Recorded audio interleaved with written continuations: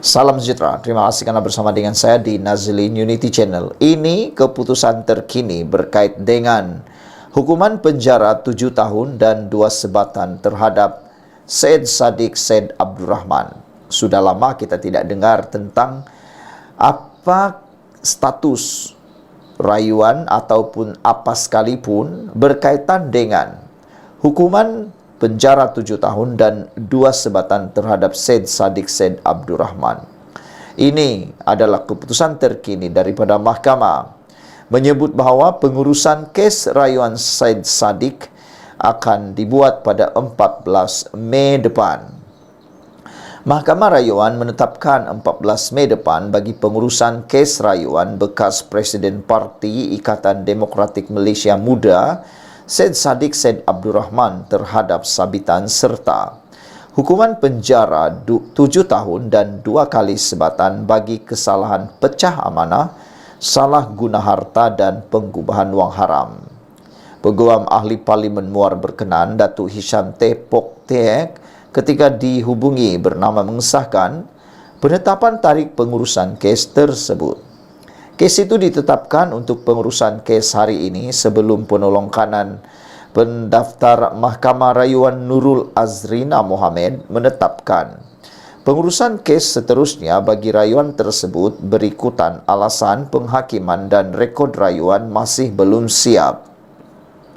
Pada 9 November tahun lalu, Mahkamah Tinggi Kuala Lumpur menjatuhkan hukuman penjara 7 tahun, denda 10 juta dan 2 sebatan terhadap Syed Saddiq Syed Abdurrahman selepas disabit dengan 4 pertuduhan bersubhat, melakukan pecah amanah, salah guna harta dan pengubahan wang.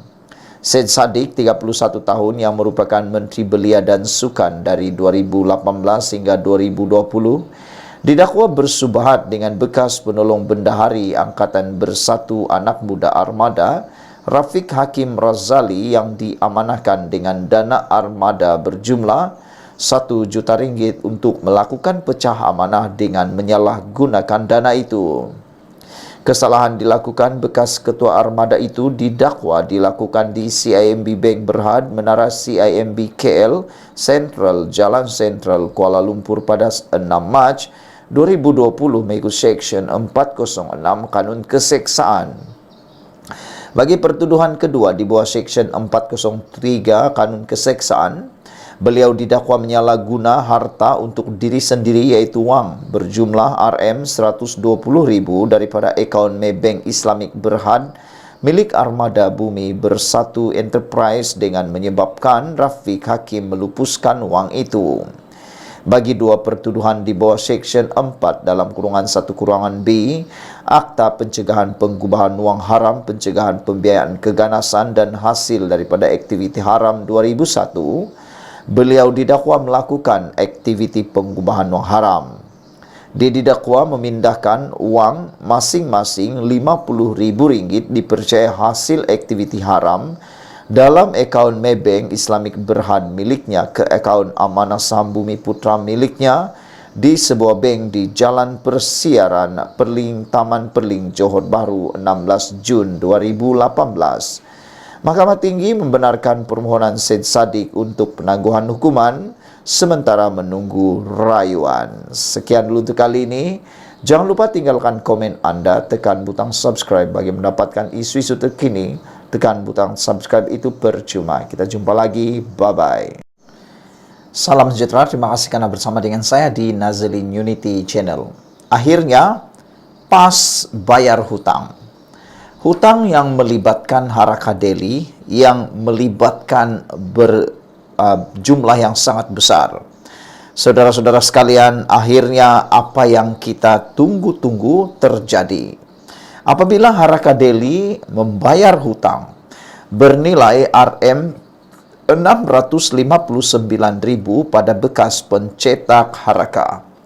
Namun demikian, selepas membayar hutang kepada Haraka itu, ini pula komen daripada pemilik atau bekas pencetak Haraka tersebut. Beliau kata, terima kasih bayar hutang, tapi jangan lupa baki 2 juta. Oh, rupa-rupanya sudah membayar hutang berjumlah yang telah kita bacakan sebentar tadi itu, tetapi PAS masih ada hutang baki bernilai 2 juta ringgit lagi. Pengurus NAJ Press Resources Sdn Berhad Hussein Jan yang merupakan bekas pencetak akhbar Harakah mengesahkan PAS sudah pun melunaskan hutangnya berjumlah lebih RM1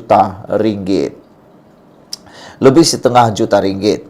Ketika dihubungi Harapan Daily, Husin memberitahu hutang bernilai RM659.000 itu dibayar pada Isnin baru-baru ini, yaitu pada 11 Mac lalu. Sambil mengucapkan terima kasih atas komitmen PAS melangsaikan hutang, Husin bagaimanapun mengingatkan parti itu agar tidak lupa dengan hutang yang berbaki lebih 2 juta ringgit. Wah, bukan alang-alang, bukan calang-calang hutang PAS ini. Sejak tahun 2019, PAS mempunyai pertikaian hutang yang melibatkan Harakah dan 2 pencetaknya, yaitu Angkatan Edaran Enterprise Sdn Berhad dan NAJ Press Resources. Jumlah hutang dengan Angkatan Edaran dikatakan berjumlah lebih RM2 juta. Namun syarikat itu telah diisytiharkan muflis. Bagaimanapun, pengurusan yang sama menubuhkan NAJ Press Resources sebagai pengganti dan terus mencetak Harakah ketika itu. Semua hutang dari Angkatan Edaran PAS pernah bersetuju untuk letak atas nama NAJ. Dia yang bersetuju supaya hutang itu dialihkan kepada NAJ. Tapi bila nak bayar, dia tak nak bayar semua. RM659.000 yang kita bawa ke mahkamah pun sebab mereka tak nak bayar. Terima kasihlah dah bayar. Tapi pada masa sama, jangan lupa bagi lagi RM2 juta lebih tu. Kalau boleh bayarlah, kita ini orang Islam kan. Tak kiralah syarikat tu bankrupt ke tidak, hutang itu wajib bayar, katanya ketika dihubungi hari ini. Pada masa sama, Hussein berkata beliau sebenarnya gembira selepas hakim mengarahkan PAS membayar hutang NAJ Press Resources kerana ia dapat membersihkan namanya yang selama ini dianggap sebagai kaki fitnah oleh penyokong PAS. Selama ini penyokong PAS ini anggap saya fitnah. Bila mahkamah suruh bayar, baru terbukti bahawa PAS itu betul-betul ada hutang dan saya pun tak memfitnah. Selama ini dia orang tak percaya. Semua orang ingat saya ini pemfitnah. Sebelum ini orang cakap Hussein Jan ini kaki fitnah. Benda ini walaupun berkait politik tapi kena natural lah. Kalau dia dah bayar, kita jangan cakap tak bayar. Tak betul lah katanya lagi. Pada 2019, tular notis yang mendedahkan jumlah tunggakan hutang akhbar rasmi PAS, iaitu Harakah, yang mencecah lebih RM3 juta. Kandungan notis itu memaparkan hutang cetakan Harakah, cetakan buku dan cetakan siasah dengan jumlah keseluruhan sebanyak RM3.053.204.59. Notis makluman mengenai penyata akaun itu ditandatangani pengurus NAJ Press waktu itu dan dilaporkan bahawa jumlah hutang terkumpul itu adalah yang dipersetujui pihak Harakah. Sekian dulu untuk kali ini. Jangan lupa tinggalkan komen anda, tekan butang subscribe. Kita jumpa lagi. Bye-bye. Salam sejahtera, terima kasih karena bersama dengan saya di Nazilin Unity Channel. Ini perkembangan terkini Najib Tun Razak yang kini berada di penjara Kajang. Pendedahan saksi di mahkamah membuatkan kita benar-benar terkejut dengan apa yang berlaku dengan dana 1MDB. Saya yakin anda tak akan pernah tahu pendedahan demi pendedahan yang berlaku di mahkamah. Saudara-saudara sekalian, ikuti terus channel ini dengan tekan butang subscribe. Tekan butang subscribe itu percuma dan kita berjanji untuk memaparkan perkembangan terkini perbicaraan Najib Tun Razak berkaitan dengan 1MDB terkini. Dilaporkan oleh saksi bahawa dana 1MDB diguna untuk membeli hartanah di London dan New York. Anda tahu, dana 1MDB itu adalah milik negara Malaysia. Bekas Peguam 1MDB Jasmine Low memberitahu Mahkamah Tinggi hari ini sejumlah $15 juta yang datangnya daripada 1MDB dimasukkan ke dalam 2 akaun bank berpengkalan di Switzerland sebelum digunakan untuk membeli hartanah di London dan New York. Yang menjadi pertanyaan daripada netizen berkaitan isu ini ialah mereka ingin mengetahui hartanah itu dinamakan atas nama siapa? Adakah atas nama 1MDB atau dinamakan sempena nama orang lain? Termasuklah kalau nama itu adalah Jolo.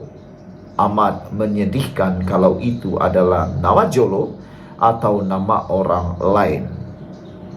Ketika memberikan keterangan dalam perbicaraan 1MDB Najib Razak, Low berkata, $9 juta dimasukkan ke dalam akaun Falcon Bank antara tahun 2012 dan 2013. Wang ini dimasukkan oleh Jolo, katanya ketika diperiksa balas oleh Peguam Safi'i Abdullah. Jasmine Low yang meninggalkan negara pada tahun 2018 tetapi kembali pada Julai lepas berkata, dia penandatangan yang diberi kuasa atas akaun-akaun tersebut dan mempunyai kawalan ke atasnya. Katanya, Jabatan Kehakiman DOJ Amerika Serikat memulakan prosiding mahkamah dan akhirnya melucutkan hak ke atas semua wang dalam akaun tersebut serta kedua-dua hartanah dengan persetujuannya. Iuran guaman saya dibayar daripada akaun-akaun tersebut, katanya. Di soal lanjut oleh Safi'i, Jasmine Low berkata, Jolo mendakwa wang itu bukan datangnya daripada 1MDB tetapi siasatan DOJ mendapati sebaliknya. Menurut Jasmine Low, hartanah di London yang dibeli pada tahun 2014 adalah bernilai 1,8 juta euro. Wang itu datang daripada akaun Falcon Bank, katanya sambil menambah, hartanah terbabit diubah suai untuk disewa. Bagaimanapun ini tidak dilakukan kerana media melaporkan isu 1MDB dengan meluas pada 2015. Jasmine Low yang juga saksi pendakwaan ke-50 berkata, hartanah di New York itu bernilai kira-kira 4,5 juta US dollar. Katanya, Low memberitahunya bahawa dia telah mengatur US dollar 15 juta untuk pelaburan menerusi pelbagai entiti seperti Affinity Equity Investment dan Blackstone Real Estate Corporation. Saya kini dapat tahu bahawa Eric Tan, rakan kongsi Jolo, terlibat dalam pelaburan menerusi salah satu syarikat itu, katanya. Menurut DOJ, lebih US dollar 4 bilion dicuri daripada 1MDB dan dibelanjakan untuk membeli karya seni, berlian dan hartanah. Ditanya sama ada Jolo cuba mengesahkan hasil yang menyalahi undang-undang menerusi pembelian itu, Jasmine Low menjawab, Jolo orang kaya, dia juga menguruskan dana untuk orang Arab. Saya tidak tahu Jolo melakukan semua ini, katanya. Jasmine Low turut menolak cadangan Safi bahawa dia membuat perjanjian dengan SPRM memandangkan dia menghadapi 2 pertuduhan penggubahan wang haram. Pada tahun 2018, Jasmine Low didakwa secara in absentia atas tuduhan penggubahan wang haram membabitkan sejumlah US dollar 5.99 juta. Jasmine Low berkata dia menyerahkan perkara itu kepada peguamnya dan tidak hadir ke mahkamah untuk kes itu. Safi bertanya, adakah anda tahu status kes itu? Jasmine Low menjawab, saya bersedia membela diri. Safi berkata, adakah anda memberi keterangan yang tidak berpihak kepada Najib dengan harapan tuduhan anda digugurkan? Jasmine Low menjawab, saya tidak setuju dengan cadangan itu. Najib berdepan 25 tuduhan penggubahan wang haram dan salah guna kuasa berkaitan dana didakwa milik 1MDB yang dimasukkan ke dalam akaun M-Bank-nya antara Februari 2011 dan Disember 2014. Dipetik daripada Free Malaysia Today, dipetik daripada sabudin.com. Sekian dulu untuk kali ini. Jangan lupa tinggalkan komen anda, tekan butang subscribe. Bye-bye. Selamat malam, salam sejahtera. Terima kasih Anda bersama dengan saya di Nazilin Unity Channel. Isu hangat petang ini ialah berkaitan dengan Wan Saiful Wan Jan yang tidak hadir ke SPRM. Menjadi tanda tanya daripada netizen semua ialah, apakah tindakan yang mungkin akan dikenakan terhadap Wan Saiful Wan Jan? Adakah beliau bakal direman atau sebaliknya? Ini rupa-rupanya yang berlaku. Anggota Parlimen Tasik Gelugur Wan Saiful Wan Jan tidak hadir ke Ibu Pejabat SPRM di Putrajaya hari ini. Netizen mula mengeluarkan beberapa kenyataan ramalan. Mereka kata, adakah Wan Saiful takut? Adakah Wan Saiful memang tak ada isu? Atau Wan Saiful sengaja membuat-buat cerita, kata mereka. Jadi oleh sebab itu, kata netizen, mungkin Wan Saiful tidak berani berhadapan dengan PDRM. Namun rupa-rupanya inilah yang berlaku. Dia antaranya berbuat demikian susulan tarikh yang ditetapkannya didakwa tidak sesuai, selain membangkitkan soal kekebalan anggota parlimen dalam Dewan Rakyat. Keputusan Wakil Rakyat Bersatu itu diberitahu oleh peguamnya, Chetan Jetwani, menerusi surat bertarik 14 Mac dan disahkan sebentar tadi. Sebelum ini, SPRM mengarahkan Wan Saiful untuk menghadiri ke sesi itu pada jam 3 petang susulan dakwaan. Dia ditawarkan ganjaran untuk menyokong Perdana Menteri Anwar Ibrahim. Jetwani berkata bahawa pihaknya menghantar surat tersebut sebagai jawapan kepada notis seksyen 30 dalam kurungan 1 kurungan E Akta SPRM, perintah hadir membantu siasatan. Dalam surat itu, anak guam kami menegaskan keistimewaan parlimennya dan menjemput SPRM untuk mempertimbangkan semula kedudukannya, memandangkan keistimewaan yang diberikan kepada ahli parlimen bawah undang-undang, katanya. Dia juga berkata, telah mendapat surat balas daripada SPRM petang ini tetapi tidak mendedahkan kandungannya. Anak guam saya sedang menyemak perkara itu dan kami akan bertindak balas dengan sewajarnya, kata beliau. Anak guam kami sentiasa menyatakan kesediaannya untuk bekerja sama dengan SPRM dengan syarat SPRM bertindak dalam batas undang-undang, katanya. Sementara itu, Chetan berkata Wan Saiful tidak dapat hadir hari ini kerana perlu ke Pulau Pinang untuk melaksanakan tugas dan aktiviti rutin mingguan yang dirancang lebih awal. Wan Saiful akan berlepas hari ini dan hanya akan kembali ke Kuala Lumpur pada 17 Mac. Tambahnya, Wan Saiful sedia mempertimbangkan untuk menghadiri ke pejabat SPRM pada minggu hadapan. Seperti yang telah dimaklumkan kepada pihak SPRM sebelum ini, anak guam kami sedia memberi kerjasama sekiranya pihak SPRM dapat menunjukkan kenapa Akta Majlis Parlimen Keistimewaan dan Kuasa 1952 boleh dilanggar dalam kes ini, sedangkan ucapan yang diberikan anak guam kami adalah di Parlimen. Sekiranya persoalan-persoalan ini dapat ditangani oleh pihak SPRM, anak guam kami sedia mempertimbangkan untuk hadir pada minggu hadapan, katanya lagi. Ketua Pesuruhjaya SPRM Azam Baki sebelum ini berkata, menjadi tanggungjawab bagi mana-mana individu untuk mendakwa yang didakwa ditawarkan rasuah untuk segera membuat laporan berlandaskan undang-undang untuk tindakan selanjutnya. Namun, Wan Saiful membangkitkan mengenai kekebalan anggota parlimen yang dijamin dalam Akta Dewan Parlimen Keistimewaan dan Kuasa 1952. Katanya, tiada mana-mana pihak boleh menyentuh perkara yang telah dimuktamadkan oleh Speaker Dewan Rakyat Johari Abdul. Jetwani juga berkata, tindakan SPRM itu mencampuri dan melangkaui bidang kuasa parlimen.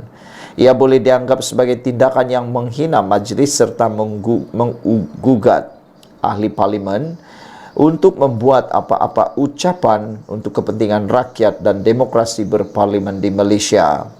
Tindakan ini melangkaui dan melanggar prinsip pengasingan kuasa dan konsep demokrasi berparlimen di Malaysia, yang mana ia membuka pintu kepada pegawai-pegawai penguatkuasa untuk menggunakan sebarang alasan bagi campur tangan atau mencabuli hak dan keistimewaan serta kekebalan ahli parlimen. Oleh itu, dengan hormatnya kami berpandangan bahawa wajarlah pihak SPRM menyelidik had bidang kuasa SPRM untuk membuat pemeriksaan terhadap ahli-ahli parlimen yang bercakap dalam sidang Dewan Rakyat, katanya. Jetwani juga dalam surat itu memberitahu bahawa Wan Saiful akan memberi salinan surat itu kepada Johari kerana ia mempunyai kesan terhadap institusi parlimen. Kami merezabkan segala hak anak guam kami dan kami akan mengambil tindakan undang-undang yang sewajarnya terhadap pihak SPRM sekiranya perlu, kata beliau lagi. Sekian dulu untuk kali ini. Jangan lupa tinggalkan komen anda, tekan butang subscribe. Kita jumpa lagi. Bye-bye. Selamat petang, salam sejahtera. Terima kasih kerana bersama dengan saya di Nazilin Unity Channel. Ini isu paling panas berkaitan pengampunan Najib.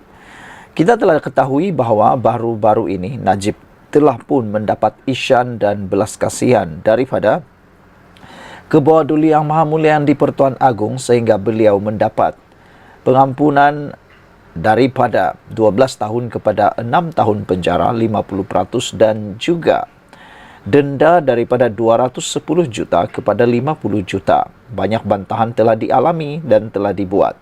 Namun demikian, kali ini benar-benar mengejutkan kita. Adakah benar pengampunan di Raja Najib itu akan dibatalkan, ditarik balik? Itu menjadi persoalan apabila laporan di Malaysia kini menyebut pengampunan Najib, Syafiee enggan komen usul bekas Presiden Badan Peguam. Syafiee merupakan peguam yang mewakili Najib di dalam perbicaraan beliau.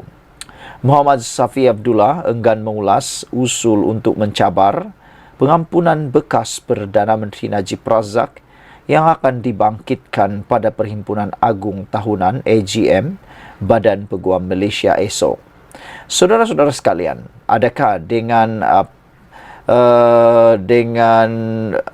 cabar ataupun usul, dengan adanya usul mahu mencabar pengampunan bekas Perdana Menteri ini akan menyebabkan semakan ataupun akan menyebabkan pembatalan pengampunan Najib?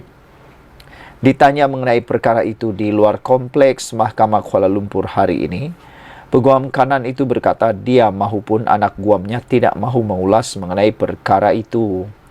Usul itu yang difailkan oleh bekas Presiden Badan Peguam Malaysia Zainur Zakaria dan dilihat oleh Malaysia kini menyatakan bahawa Majlis Peguam yang akan datang bagi pihak dan atas nama Badan Peguam Malaysia mencabar kesahihan keputusan tersebut oleh Lembaga Pengampunan dengan segera memulakan prosiding semakan kehakiman terhadap Lembaga Pengampunan dan Najib Razak.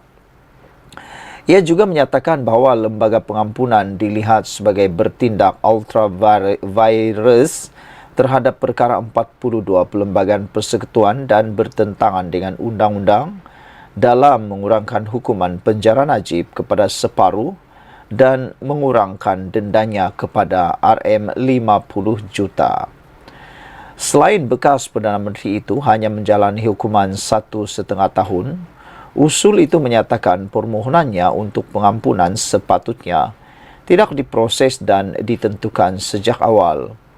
Usul itu disokong oleh seorang lagi bekas Presiden Badan Peguam, Yeoh Yang Poh, yang berkata bekas Perdana Menteri itu tidak menunjukkan sebarang penyesalan atau kekesalan atas penglibatannya dalam hal ehwal 1MDB. Dan sebaliknya, dia terus mendakwa atau menuduh bahawa mahkamah kita yang tidak melayannya secara adil atau saksama, tambahnya. Usul itu juga menyatakan bagaimana skandal 1MDB telah memudaratkan imej Malaysia di peringkat antarabangsa. termasuk diterangkan oleh Loretta Lyons, Peguam Negara Amerika Syarikat ketika itu, bahwa ia adalah kleptokrasi terbesar yang disiasat dalam sejarah Amerika Syarikat dan menjadi subjek dokumentari Netflix Men on the Run. Bahkan, Mahkamah Rayuan dalam rayuan SRC menyebutnya sebagai memalukan negara tambahnya. Pada Februari lalu, Lembaga Pengampunan mengurangkan hukuman penjara Najib daripada 12 tahun kepada 6 tahun, selain mengurangkan denda 210 juta kepada 50 juta ringgit. Keputusan itu mencetuskan bantahan dan mendapat kritikan daripada pelbagai pihak. Bagaimanapun, Najib dan mereka yang sehaluan dengannya menyatakan rasa kecewa kerana pengampunan penuh tidak diberikan terhadap bekas Perdana Menteri itu. Keputusan Lembaga Pengampunan bermakna tarikh pembebasan Najib ialah pada Ogos 2028. Bagaimanapun, bekas Perdana Menteri itu boleh dibebaskan lebih awal atas kelakuan baik pada Ogos 2026 selepas menjalani 2/3 daripada hukumannya. Najib dipenjarakan selepas Mahkamah Persekutuan mengekalkan hukuman dan sabitan kes SRC Internasional pada Ogos tahun 2022. Dia juga dibicarakan atas kes lain berkaitan skandal 1MDB. Sekian dulu untuk kali ini. Jangan lupa tinggalkan komen anda, tekan butang subscribe. Bye-bye.